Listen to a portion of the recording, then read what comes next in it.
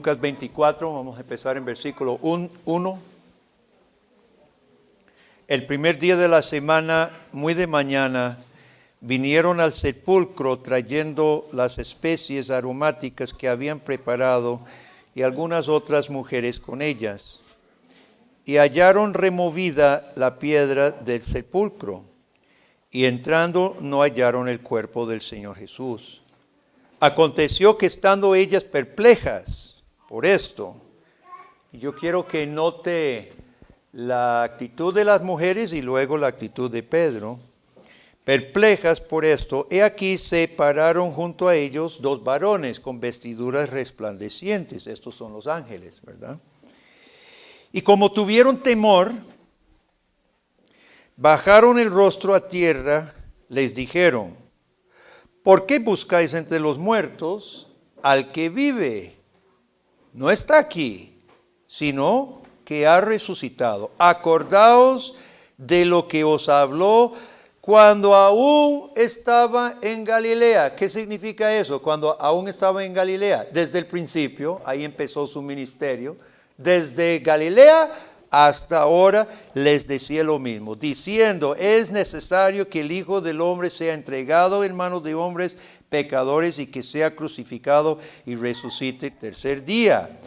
Ellas regresan, ustedes recuerdan la historia, versículo 12, dice, levantándose Pedro por el Evangelio de Juan, sabemos que también era Juan, los dos, lo que pasa es que Lucas solo relata la respuesta de Pedro. Levantándose Pedro, corrió al sepulcro y cuando miró dentro, vio los liences solos. O sea, sin ningún cuerpo. Solo vio los lienzos en que habían envuelto a Jesús. Y Juan dice que el sudario estaba arrolladito, dobladito aparte. O sea, nadie había robado nada. No había habido violencia alguna. Todo estaba con calma. Y cuando miró dentro, vio los lienzos solos. Y se fue a casa, ¿qué? Maravillándose, perplejo también de lo que había sucedido. ¿Dónde está Cristo? ¿Dónde está Jesucristo? Es la gran pregunta. Las mujeres, los discípulos, todos están preguntando, ¿y dónde está Jesús? Lo que pasa es que esa sigue siendo la pregunta de muchas personas hasta hoy. El mismo cristiano puede llegar a hacerse la pregunta, ¿y dónde está mi Cristo? ¿Dónde está mi Cristo? Las mujeres buscaban un cuerpo, no un Cristo vivo. Versículo 1, llevaba especias, llevaba bastante especias. Estas discípulos del Señor no eran mujeres debiluchas, llevaba bastante especies para embalsamar el cuerpo de Jesucristo. Ellos no recordaban sus palabras, son regañadas por los mismos discípulos. ¿Qué están haciendo aquí ustedes? Dice los ángeles. Acuérdense de lo que habló desde el principio de su ministerio. Estas mujeres habían caminado con Jesús todo su ministerio. Debieran haber recordado. Entonces los ángeles dicen en dos palabras, no está aquí. Estaban señalando el sepulcro. Él no está aquí. Él dijo que iba a resucitar. No está aquí. ¿Dónde está Jesús? No está en la tumba. Vamos por partes, ¿verdad? Este relato nos lleva de forma tan linda, porque ahorita llegamos a los discípulos a Emaús, ¿verdad? Lucas nos lleva muy sistemático. Primero, donde no está Jesús. Jesús no está en la tumba. Eso ya lo sabemos. Las mujeres regresan porque en el camino Jesús se les presenta. Eso lo sabemos por Juan y los otros evangelios. Y llegan a los discípulos y les dicen, vea, llegan todos, ¿verdad? Vea, Jesús no está en la tumba, nosotros vimos ángeles y Jesús nos saludó y estaban como agitadas, ¿verdad? Porque habían corrido y los discípulos dicen, ay, estas mujeres, quién sabe qué pobrecitas. En eso, Juan y Pedro se dicen, mira, de mejor cerciorarnos, vamos, jale, y van. Ustedes conocen la historia. Pedro y Juan miran y regresan maravillándose, ¿verdad? No saben tampoco qué es lo que ha pasado. Ahora, hermanos, ¿qué pasa con esta clase de persona hasta hoy día? Miran algo sorprendente, miran algo extraordinario, miran algo sobrenatural, una tumba vacía, y les gusta solo quedarse con la sensación. Muchos les gusta estar en presencia de milagros. Ojalá alguna iglesia que provea milagros sensacionales, de estirar piernas o calzar diente con oro o escarcha dorada. Todas esas modas las tuvimos aquí en Costa Rica. Les llama la atención. Otros les llama la atención música, especialmente una música que a mí ojalá me lleva en trance para que yo me sienta bien. Otros les gusta el estudio de la Biblia, pero porque piensan que la Biblia más bien es como un libro casi mágico y alguna magia me va a hacer si yo leo o repito algunas cosas o estudio el hebreo, un poquito de hebreo para saber el idioma mágico en que fue escrita la Biblia, etcétera. Querido amigo, ¿por qué usted está aquí presente hoy? ¿Por qué usted está presente hoy? ¿Puede decir por qué? Ojalá no sea, escuche bien, ojalá su razón no sea, o por lo menos la única razón no sea, es porque me sienta bien. Ahora, yo no quiero decir que ojalá se sienta mal, pero que la única razón por que estemos aquí no sea solamente, es que porque me sienta bien, me gustan los cantos, me gusta la sensación. Pedro vio una tumba vacía, se fue maravillándose, pero no había visto a Jesús. No había visto a Jesús todavía. En los versículos 13 en adelante, ustedes recuerdan el relato que dos de los discípulos, no sabemos quiénes son, bajan a Emaús, que estaba un viaje larguito. Entonces Jesús se une a ellos y les dice, ¿de qué están hablando, muchachos? Y los discípulos le dicen, usted es el único forastero en todo Jerusalén que no sabe lo que ha pasado, que crucificaron a Jesús, un varón poderoso y profeta entre nosotros. Y Jesús, cual buen maestro, dice, ajá, cuénteme. Y externan que creíamos que era el Mesías.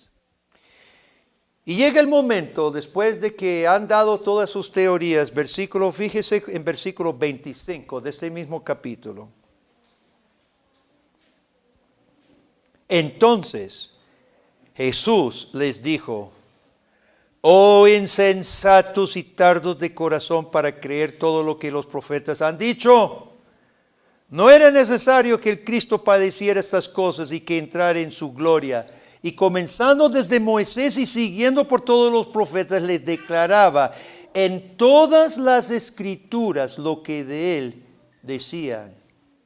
Llegaron a la aldea a donde iban y él hizo como que iba más lejos, mas ellos lo obligaron a quedarse, diciendo, quédate con nosotros porque se hace tarde, el día ya ha declinado. Entró pues a quedarse con ellos y aconteció que estando sentados con ellos en la mesa, a la mesa, tomó pan, lo bendijo, lo partió y les dio. Entonces les fueron abiertos los ojos, le reconocieron, mas él se desapareció de su vista. Estos discípulos van caminando, también están confundidos. Ellos saben que algunos habían visto la tumba vacía. Ellos saben que algunos reportaron haber visto a Cristo, pero no podían comprender, porque ellos esperaban otro tipo de redentor, no un redentor que lo crucificaban. Yo no sé si alguna vez usted ha hablado por teléfono con alguien y usted se imagina a esa persona por su voz, tal vez un vocerón o una voz linda, ¿verdad? Y después usted conoce a la persona y no se parece nada de lo que usted se imaginaba. No sé si le ha pasado. Hermanos, estos discípulos, yo no sé qué tan diferente era la semblanza de Jesús. Tenía las manos perforadas, o sea, no puede haber sido totalmente diferente. Seguramente su cuerpo glorificado era algo diferente, pero mire, estaban tan bloqueados que Jesús caminaba a la par y no podían aceptar que fuera Él. Es que no esperaba un redentor que lo crucificara y que resucitara y que apareciera a la gente. Estaban tan bloqueados que no podían aceptar de que este Jesús realmente fuera. Yo me imagino que en el camino discutían las teorías, y si tuviéramos tiempo podríamos lanzar aquí qué idea podríamos sacar que hicieran con el cuerpo de Cristo. Que lo robaran los judíos, que los romanos, que ladrones, ¿verdad? Podría haber varias teorías que puede haber pasado con el cuerpo. Y usted sabe, las teorías se siguen inventando hasta hoy. Los teólogos modernistas, los que no creen lo que dice la Biblia, tienen sus teorías. Algunos dicen, muy tonto por cierto, que Jesús realmente no murió en la cruz, desmayó. Y estaba en un desmayo profundo. Y cuando lo llevaron al sepulcro, en lo fresco del sepulcro, se vuelve en sí. Y yo no sé cuál la teoría sobre cómo quitaron la piedra, tal vez es cuento, la piedra que nunca existió. Y que Jesús realmente se volvió en sí y nunca fue muerto. Porque sabemos que los muertos no resucitan. Eso es lo que dicen los liberales. Siguen las teorías acerca de Jesús. Se siguen hablando de, no sé cuántos recuerdan, las miles de conferencias sobre profecía. Era lo más común en Costa Rica, conferencias sobre la profecía, sobre la segunda venida de Cristo. Cosas fantásticas. Se hablaba sobre los 7 años, la tribulación, el anticristo, la bestia, el hombre de pecado, el rapto, la venida de Cristo, el milenio. Yo llamo todo esto, hermano, el cristianismo teórico, no el cristianismo bíblico. Un cristianismo que se deleita y gasta mucha energía, inclusive mucho tiempo, en teorías que nada sirven. ¿Cómo es que se revela Jesús, hermano? Ellos no lo podían ver. Vamos por orden, versículo 25. ¿Qué es lo primero que hace Jesús? Reprende la incredulidad y luego enseña. Hermanos, todos nosotros necesitamos ser reprendidos por el Señor, porque nuestra fe no es perfecta. Entonces, si es necesario en esta mañana, recibamos la reprensión del Señor, oh insensatos de corazón, tardos para creer todo lo que los profetas han dicho. Jesús reprende y enseña. ¿Y qué es lo que enseña? Empieza desde Moisés y pasa por todos los profetas.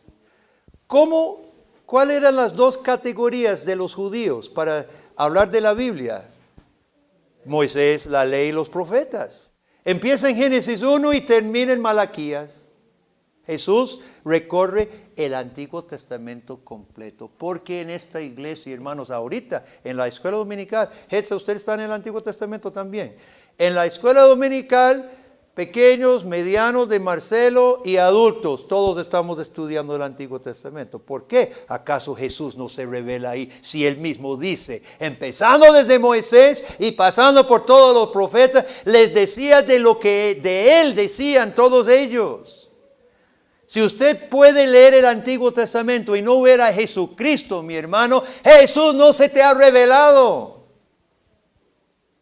Jesús se revela a los discípulos relatando el Antiguo Testamento. ¿Sabe? Realmente no hace falta el Nuevo Testamento para creer en Cristo. Ahora, gracias a Dios tenemos el Nuevo Testamento que amplía y describe y ayuda a los faltos de fe, los simples y los ignorantes como lo somos. Pero no hace falta. Felipe instruyó al eunuco etíope con solo Isaías. Estaba leyendo Isaías y le instruyó y lo llevó a los pies de Cristo. Jesús mismo instruye a los discípulos en el camino a Emaús solo utilizando Moisés y los profetas. Y dice aquí que mientras caminaban ardía su corazón. Querido amigo, arde su corazón cuando un hermano le explica la palabra de Dios. ¿O está su corazón entenebrecido? ¿Está tu corazón cauterizado por patrones y actitudes desobedientes? Ardía su corazón. A mí no me molesta cuando los niños hacen bulla en esta iglesia, hermanos. Créame, no me molesta. Papá, mamá, sí, los pueden sacar si es mucha la bulla, ¿verdad? Nos pueden hacer el favor, pero no me molesta. ¿Sabe lo que sí preocupa, hermano? Es cuando los adultos pasa una moto, un camión haciendo bullo y todos los rostros. Cuando estamos hablando de la palabra de Dios, eso sí preocupa. Cuando Jesús hablaba, dijeron los discípulos después, no ardía nuestro corazón. No ardía nuestro corazón porque Jesús se estaba revelando. Él comienza a revelarse a través de su palabra. Y termina de revelarse cuando se sientan y Él da gracias a su Padre, el Hijo de Dios, Dios encarnado. Eleva el pan en acción de gracias y entonces son abiertos sus ojos y se desaparece Jesús. Cumplió su misión. Les instruyó, primero les reprendió, los instruyó y se les reveló en la acción de gracias. ¿Dónde está Cristo? ¿Dónde está Jesucristo? Volvamos a la pregunta. Como los discípulos, hermanos, no es cierto que a veces esperamos o deseamos otro Cristo. No es cierto que realmente queremos otro Cristo del que es. Ese Cristo nunca llega porque no existe. Ellos esperaban un redentor de los romanos. Ese Cristo no existía. ¿Qué tipo de Cristo quiere usted? Nosotros hablamos muchas veces que los cristianos claman 911, Cristo bombero, para apagar los incendios que yo he creado o que me sucedieron. Cristo bombero. Y cuando ya se apaga el incendio, ya no se ocupa, vete en paz. Regrésese Jesús a donde estaba. Pero estate pendiente. para la próxima vez. ¿Es ese el Jesús que usted quiere? El Jesús a que clama y busca solamente cuando tiene problemas. Otros buscan aquel Cristo, el consejero. Quiero leer un salmo y que me sienta bien. Y cuando ya me sienta bien, ya no ocupo a Cristo, ni ocupo su palabra. Etcétera, etcétera. No vamos a seguir. Pregúntese usted, ¿qué es el tipo de Cristo? ¿Qué es el Cristo que usted quería, que realmente no existe? Hágase la pregunta, ¿es ese Cristo falso, el Cristo que usted mira en la Biblia? Por supuesto que no. ¿Dónde está el Cristo verdadero, hermano? ¿Dónde está el Cristo verdadero? Aquí lo tenemos claro. Está en su palabra predicada. Está en la palabra enseñada. Ahora, esto cuando Jesús lo habló la primera vez, estaba en la palabra de la boca de Cristo. Pero Lucas, con base en los mismos discípulos que se lo compartieron, lo relata, lo redacta. Y tenemos la mismísima palabra, es palabra de Jesucristo. Es como que la boca de Cristo estuviera abierta aquí mismo hablándonos a nosotros. Esta es palabra de Cristo, no es palabra de Dios. Es aquí donde Jesús se revela, es en este lugar cuando escuchamos la palabra de Dios explicada, predicada, en que Jesús se presenta. Es en la cena que Él dejó, haga esto en memoria de mí. Jesús está presente, su cuerpo, su sangre se nos ofrece una vez más.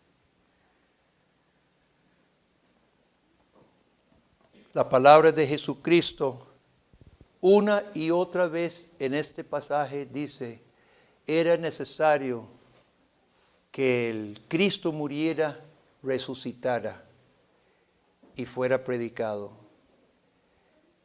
En el Evangelio, mi hermano, en la palabra del Evangelio del Cristo crucificado, ¿crucificado por qué cosa? Crucificado por su pecado y por el mío. Cristo se revela en su palabra de que vino a perdonar nuestros pecados. Por eso Jesús reprende insensatos, incrédulos, dudosos. ¿Qué les pasa? ¿Y qué nos pasa? ¿Y qué nos pasa? Si Jesús estuviera aquí en persona, hermanos, aunque no hace falta porque aquí lo estamos leyendo. Pero si Jesús estuviera en persona, ¿qué le diría a usted personalmente y a mí? ¿Qué insensatez reprendería? ¿Qué desobediencia obstruye, obstaculiza que Él se nos revele? Jesús reprende y Jesús nos enseña. Era necesario que yo muriera por ese pecado, por esa incredulidad, por esa desobediencia y que resucitara al día tercero. Jesús se revela en esta palabra cada domingo en todo el mundo donde la iglesia del Señor se reúna. Jesús se revela en la acción de gracias. Claro que sí, hermano. El corazón no agradecido, ¿qué es lo que le pasa? No está viendo a Cristo. Ese corazón amargado, ese corazón quejoso, ese corazón que todo está mal, ese corazón que solo ve defectos en los demás y en el mundo, ese corazón no está viendo a Cristo. Cuando Jesús se presenta delante de los discípulos y en persona Dios Hijo, agradece a Dios Padre, qué tremendo, ¿verdad? Dios Hijo agradece a Dios Padre. ¿Qué corazón no puede unirse y ver al Cristo verdadero en nuestra acción de gracias, hermano? Y es por eso que es tan importante cultivar un corazón agradecido. No somos agradecidos. La persona egoísta no es una persona agradecida. Son contradictorios, ¿verdad? El egoísta quiere que le agradezcan a él. No tiene que agradecerle a nadie más. Nosotros necesitamos cultivar lo que se llama el agradecimiento, la gratitud. que podríamos decir es sinónimo a la fe. Bendice alma mía a Jehová. Bendice alma mía a Dios por todos sus beneficios. Enséñame, Señor, a ser agradecido, porque la verdadera fe entiende que Cristo murió por mí, Cristo resucitó, me justifica a mí y soy agradecido. Cristo se revela en la acción de gracias, hermanos, porque es el acto de fe. Y en los versículos 45 y 47, Jesús ya finalmente aparece a todos los discípulos y dice, véalo conmigo, el mismo capítulo, versículo 45, entonces les abrió el entendimiento para que comprendiesen las Escrituras. Todavía estaban duros estos discípulos, pero vea lo que dice.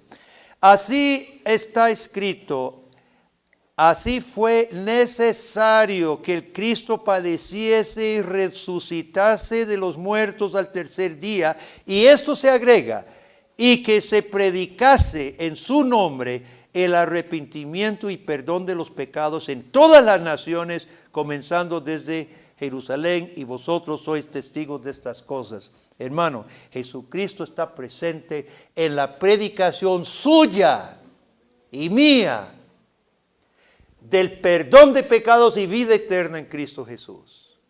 Nosotros no recibimos un medio Jesús, un Cristo solo para estas cuatro paredes. No, Señor.